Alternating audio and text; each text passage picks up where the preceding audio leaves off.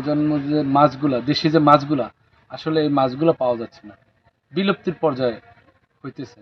কিন্তু আমি দেখতেছি এটা যদি আমাদের স্থানীয় প্রশাসন যারা আছে তারা যদি উদ্যোগ নিয়ে এই জালটাকে বন্ধ করে এবং এইটার প্রতি যদি তারা একটু নজর দেয় গভর্নমেন্ট, তাহলে মনে করি আমাদের দেশে যে মাছের বৃদ্ধিটা অবশ্যই আমাদের দেশে প্রচলনটা হবে বেশি, এবং আমরা যারা সাধারণ মানুষ আছি তারা আসলে এই দেশি মাছগুলা পাবো এবং অনেক বৃদ্ধি হবে। এখন বর্তমানে আমাদের এখানে এই যে ট্রেন চাইগুলো পাইতে আমাদের মাছের ক্ষতি করতে আছে। আমরা যারা জেলে আছি এরা ঠিক মতন আমরা মাছ পাচ্ছি না।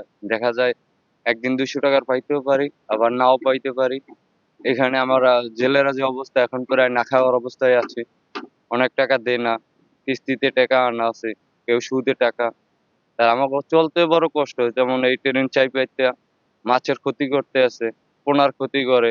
ভাই হুতা জ্বালা মানে ছোটগুলো মাছ তার বাদা চায়না চাই এগুলো দিয়ে সবকিছু মেরে ফেলে। আমরা মাছও কোনো পাই না, মানে আমাদের মাঝে কোনো আসে না।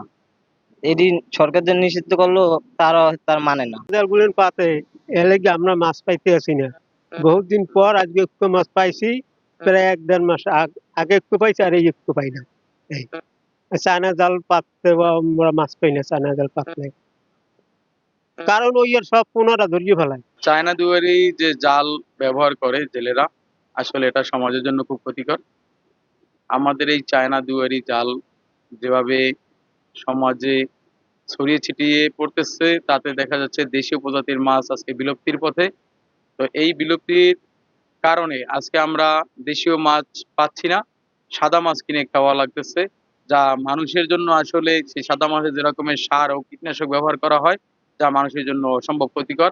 আমরা এই চায়না দুয়ারির জাল সহ যে কোনো অবৈধ যে জাল আছে সকলের এ ব্যাপারে আসলে আমরা মৎস্য অফিস প্লাস বাংলাদেশ সরকারের কাছে আবেদন যে এই যে অবৈধ জাল বা চায়না দুয়ারি জাল, এর প্রতিকার চাই আমরা।